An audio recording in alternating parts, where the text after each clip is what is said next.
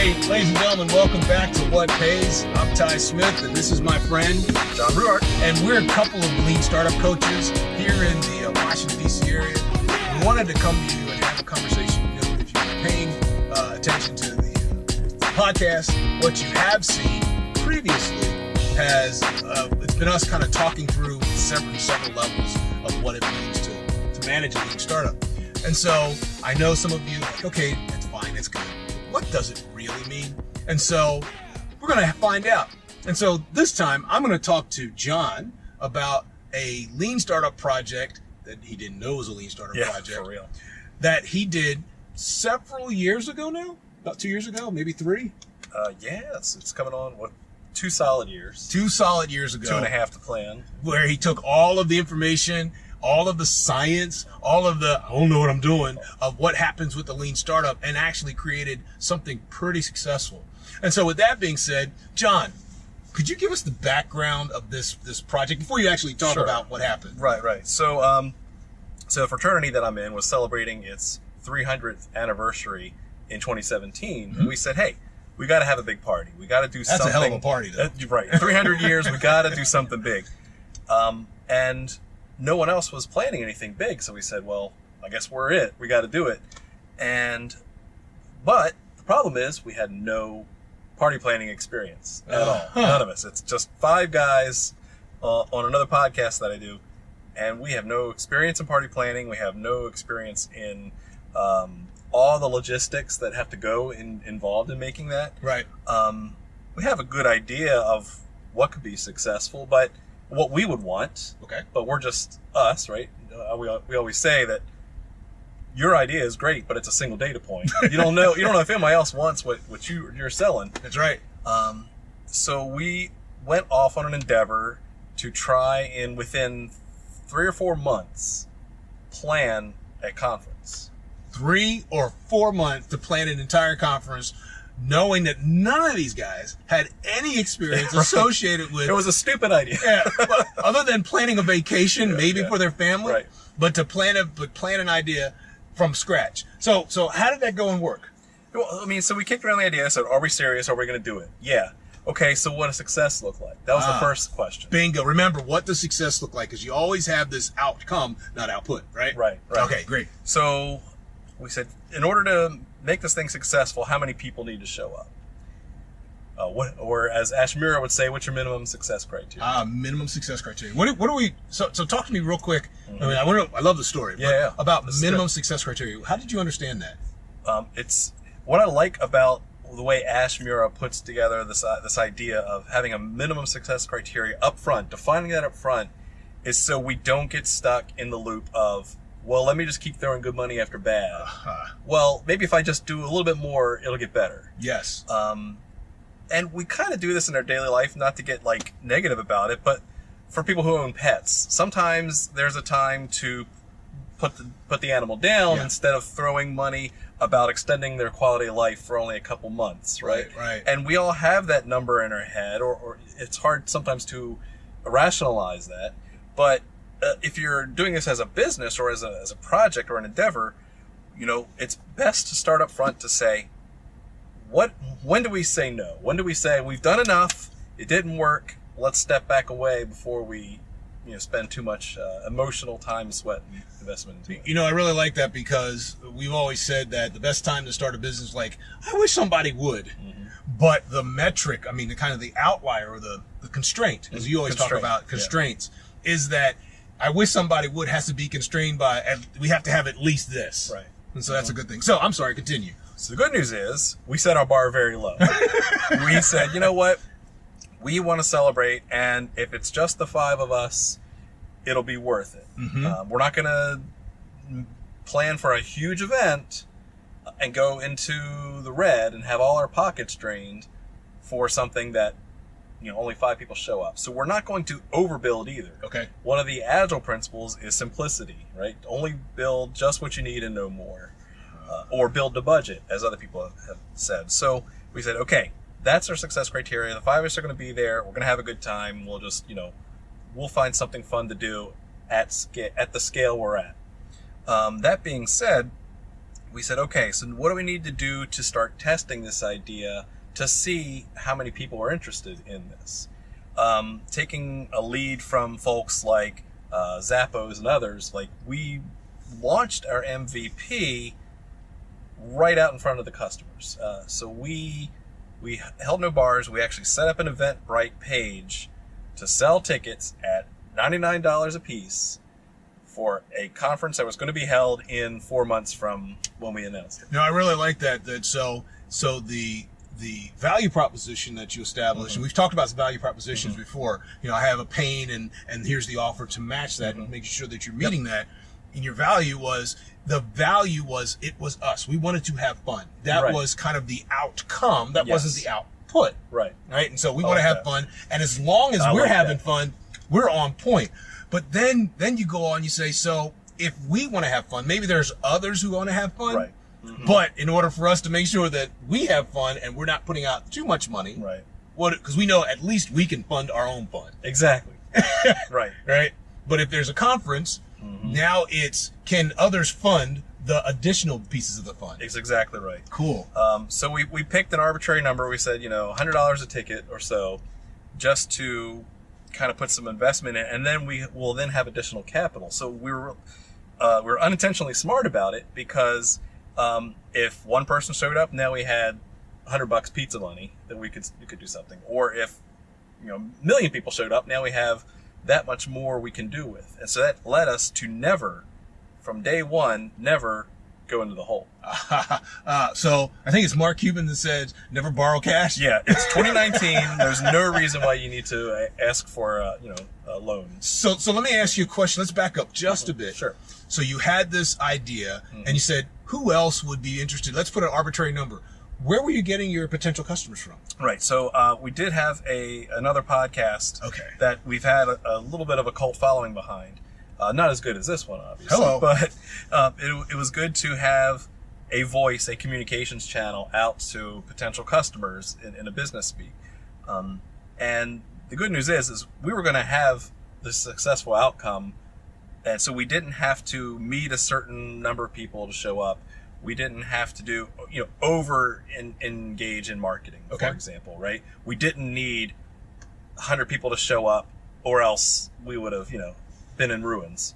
So that was smart by design, because we're very lean about it and not trying to overplan or overcommit ourselves either. Right. So you already had a built-in customer base, audience that you were able to appeal to, so you didn't have to spend the time ramping them up to get smart about you. It was just a matter of them figuring out, so this is what you guys do. Okay. So I'm sorry I interrupted. Sure. So what happened so next? then we on our podcast just announced it. Very soft launch. We didn't have big bells and whistles and banners and all that.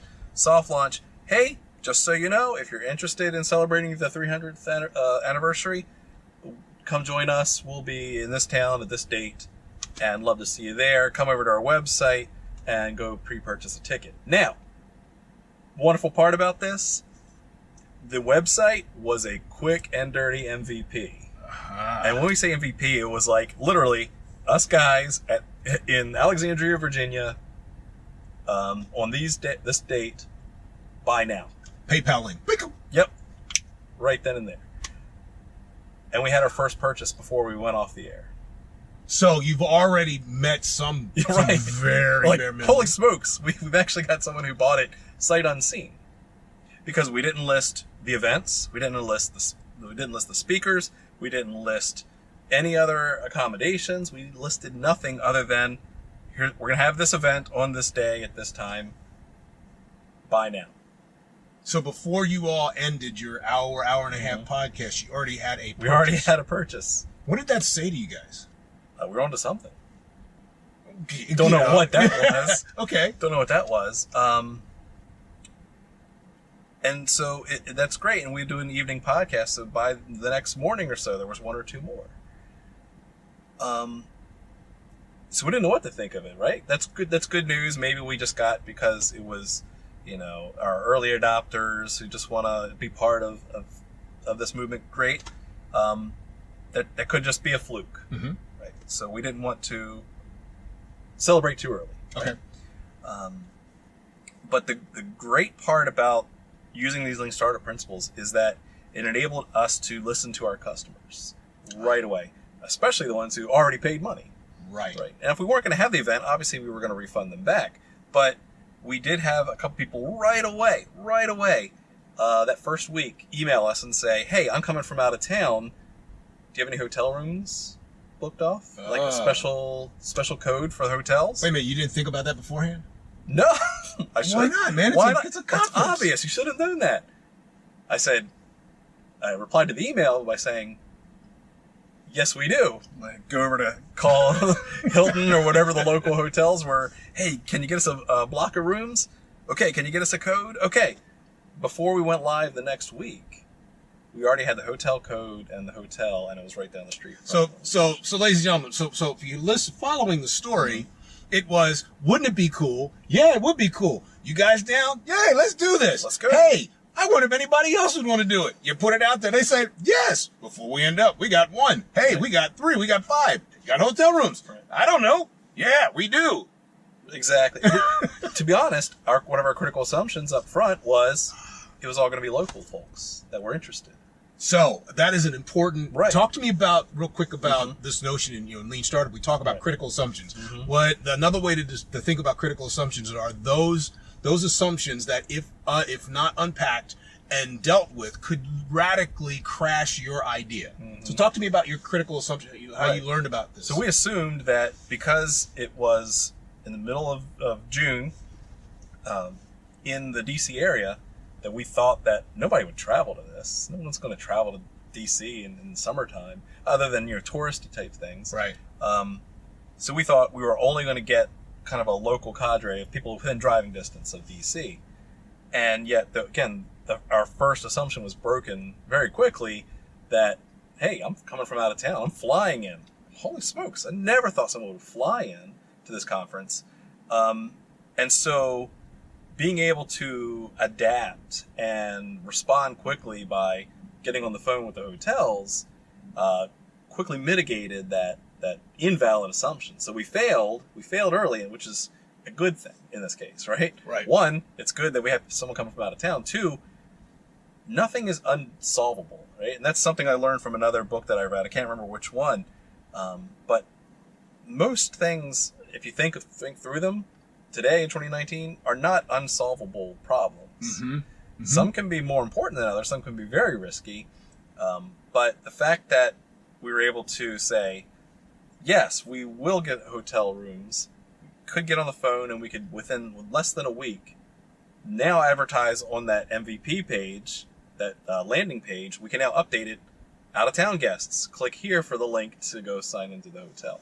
Do that real time in front of the customers. Next week we advertise that, and it was playing the whole time. So how did it expand the response rate? Having just that, were you able to track it? Because I know you're a metrics guy. Right. Yeah. Well, I mean, so at the end of the day, at the event, more people were from out of town than were from in town. Wow. Something we did not plan for at all. But that's okay. Gotcha. Another thing, similarly, later on, as we announced this over the weeks leading up to it, we hadn't locked down a location. We hadn't locked down presenters or any of that kind of stuff. Vendors, we were on the fly kind of calling people and seeing what their availability was. But the good news is, as we were locking down these things, we were able to just update that landing page. So the next person that went to the web page saw the latest and greatest information. Again, we're building in front of the customers. Your early adopters, they're going to buy that first ticket before sight unseen. Yep, we know what you guys stand for. We're part of your audience. I'm in. And how do you get over the adoption curve of the rest of the folks who are early adopters, late adopters, right? That kind of thing. But we had those. We had people even suggest, hey, have you thought about so-and-so as a speaker? No, we haven't. Let me call him and see if he's available. It was that easy. And there were things that fell through, not going to lie, but that's okay. Because it was build to budget, right? We never went in the red on any of this because as we got more capital through pre-sales, we now had that money. We could now put down payments on food. We could put down payments on location. We could pay speakers to travel in. some speakers we'd never thought of. And we built in front of the customer. And I'm glad to say that the good news is, at the end of the day, we've had people say it was one of the best events they've ever been to. So that's fascinating. So you went from, hey, wouldn't it be a cool Wouldn't idea? it be great? Somebody oughta. Somebody oughta, right?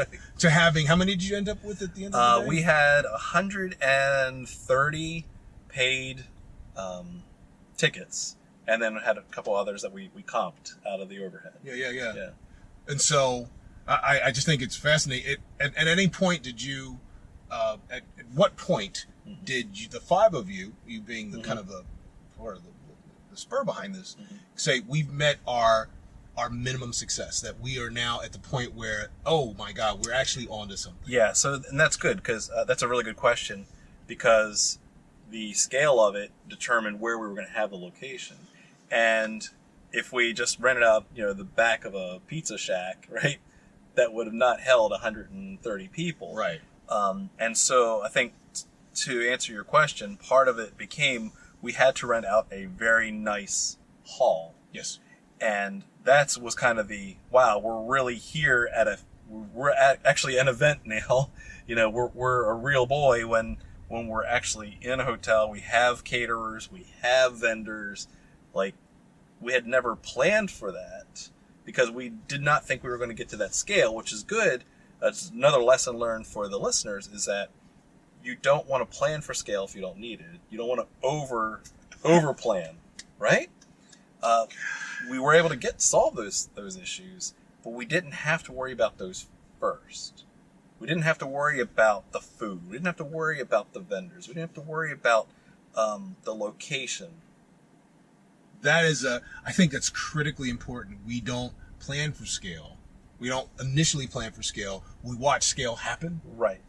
As we've proven our value proposition, as we've proved in the business model, is a greater cost per unit value. Right. That we're creating greater value than the cost associated with it, which allows you to infuse more capital into your project, into the process, so you can then say, okay, so now I know what I have on the back end. What happened on the back end that allowed you to say, okay, we need more partners? Or what did you begin to listen to? What was that process like on the feasibility side? So again, feasibility is key partners, key resource, key activities. So that's a great lesson learned there too. Always reach out to your network. Because as we needed to lock down these different logistical aspects, we had to call around. I mean, Google was your friend for some of the basic stuff. Where am I going to get food? But things like the location, we reached out to our network and found people who knew a guy or who was friends with so-and-so. And that helped us alleviate some of those pains of kind of, I wouldn't say last minute booking, but it made it easier to get in front of the right people. And so that is something that you want to do. If you're building MVPs, don't go it alone. Yeah. Right. Understand that you have other people that can help you build out your feasibility side of your problem set. It makes me think that just as we're sitting here, that scale is a feasibility, viability problem. It's not a desirability. It's not a desirability problem, right? You shouldn't try to scale for desirability. Right up front. Right. You want to test. One of the very first things you want to test is desirable. Does anybody want it? Right. But you're not saying, how do I get 100,000 people to like this? Right. That's the wrong thing you should be asking. Exactly. Right. And we know, you and I have many opportunities to engage in environments where so will this thing scale? I don't know. Is anybody using it? I don't know.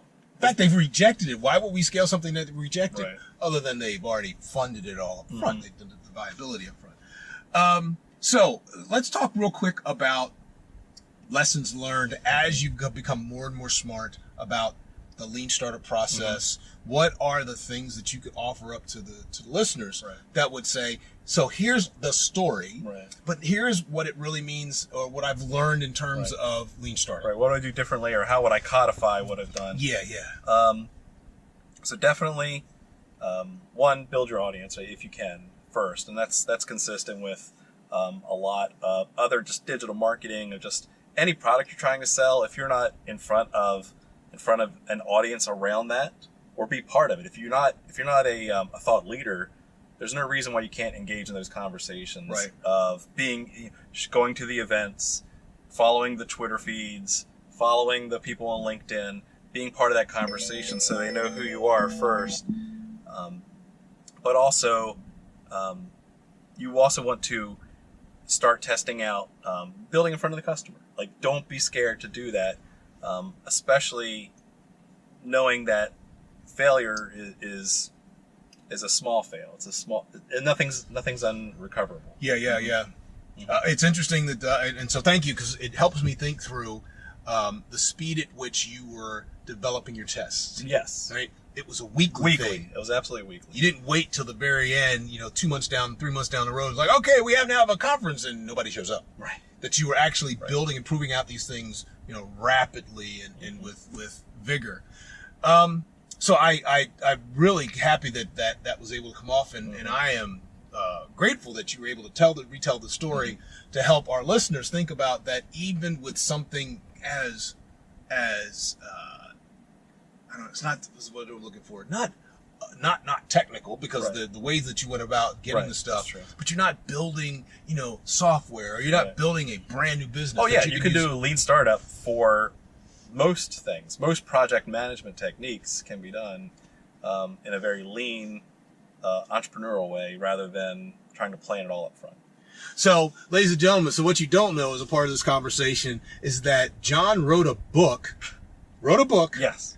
Using lean startup principles, using the whole idea of lean manufacturing, to write a book that ended up for a while was the #1 bestseller in Amazon's ecosystem for a category. Yeah. But heck, it took you how long to write the book? About 3 weeks. 3 weeks. Right. 3 weeks to write a book, understanding kind of the same fellowship, fraternity processes, using these principles to write a book that ended up being #1 in the category for a while, and wrote it in 3 weeks. It's a powerful way to think about, how do I create value? Right. Because that's what it's all about. It's what people buy. Mm-hmm. It's not what you can make that counts. It's what people buy. That's what really matters. And so if you can create products that people love, that turn them on, that create and drives their imagination, you might be onto something. Right. But if you don't know that they're going to buy it, find a way to slowly tease that out and learn as you build it in front of your customers. It sounds like a cliche, but you have to do it if you're not 100% sure that if you're entering an existing market, right? A red ocean. Yes. If you're entering an existing market, people are going to buy cars. People are going to buy, spoons, right? There's already a market for those things. It's risky because now you're competing against that, but you at least know there are existing purchasers of spoons.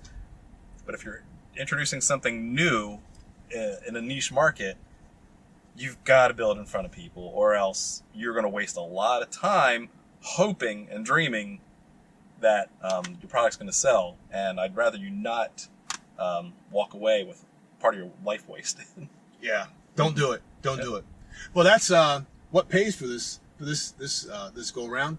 I want to thank John for, he's always here. And I want to thank him for telling his great story about how he went from hey, wouldn't it be cool to a really successful conference utilizing lean startup principles and the ideas of lean.